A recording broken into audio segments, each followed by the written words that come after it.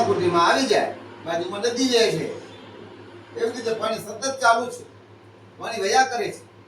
એમાં દરરોજ માટે સંત મહાત્મા સ્નાન કરી, સંધ્યા બધું કરી, સાંજે પાછી પૂજા પાઠ કરવા માટે આવે સ્નાન કરીને. પણ એક દિવસ એવું બન્યું, એ પાણીમાં તણાતું એક ફળ દેખાણું.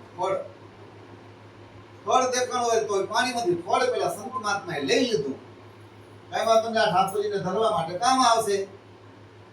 ફળ લઈ કરી પોતે સંધ્યા વંદન બધું નિત્ય કરી અને ઈ ફળ ભગવાનને જમાડવા માટે હાથમાં ફળ લીધું ને બીજા હાથમાં ચક્કુ લીધું.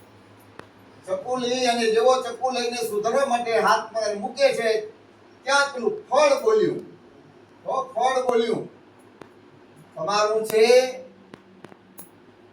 સંતના પર ચક્કુ રાખી દીધો. આ ફળ તમારું છે. બે વખત કીધું.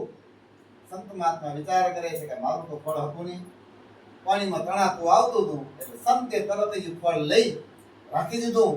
સંધ્યા બધું પોતાનું પરવારી કરી પાછા નદીને કિનારે જાય છે. નદીને કિનારે જઈ કરી જે સામે પાણી આવતું હતું એ પાણીની અંદર પોતે સંત મહાત્મા સામે રવાના થાય છે. તો પાણી આવે છે, હાલે જાય છે, કિલોમીટર 2 કિલોમીટર 3 કિલોમીટર સુધી આગળ હાલે ગયા પાણીમાં. બાજુમાં એક બગીચો દેખાણો. બગીચામાંથી આ ફળ દેખાણે છે. આ ફળ કદાચ આનું હોવું જોઈએ. સંત મહાત્મા બહાર નીકળી અને સીધા બગીચામાં પ્રવેશ કરે છે કે માળી કામ કરતો હશે. માળીને સંત મહાત્મા કહે છે કે લ્યો આ ફળ તમારું. કે મારું? હું તો નોકર છું. કે આ મારી નથી વાડી, આ તો રાજાની વાડી છે.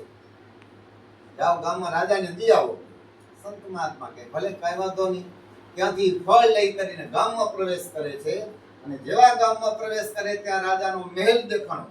રાજાના મહેલની અંદર ત્યાં રાણીબા, પ્રધાનો, મંત્રીઓ બધા ત્યાં બેઠા છે. એ ચર્ચા થતી હશે કંઈક અને એ જગ્યાએ સંત મહાત્મા પહોંચ્યા અને ફળ કહે છે, રાજન આ તમારું ફળ લ્યો. ત્યારે રાજા કહે છે કે મહાત્માજી ફળ તો તમને દીધું, લઈ જાઓ. ના, આ ફળ મારાથી ન ખવાય, કે મારું ફળ નથી. કે હવે એમ કે છે તારું છે, તારું નથી, મારાથી ન ખવાય. કે રાજા કે અમે દીધું, તમે લઈ જાઓ. પણ નહીં, કે હું સંત થઈને જો હું આ ફળ ખાઉં તો ગામમાં મારે શું વાતું થાય? હું તમને ઉપદેશ દઉં અને હું ખાધા કરતો હું પીધા કરતો હું તો કેવો લાગુ? સંત મહાત્મા કે મારાથી ફળ ન ખવાય.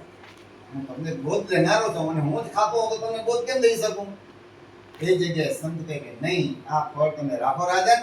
આવી એક સંતની વાણી સાંભળીને રાણીબા બધા બોલી ઉઠ્યા, પતિદેવ આ તો સંત મહાત્મા તો એમ કહે છે કે આ ફળ આપણાથી ન ખવાય, તો આ સંત મહાત્માને તમે આપણે રાજગુરુ તરીકે રાખો.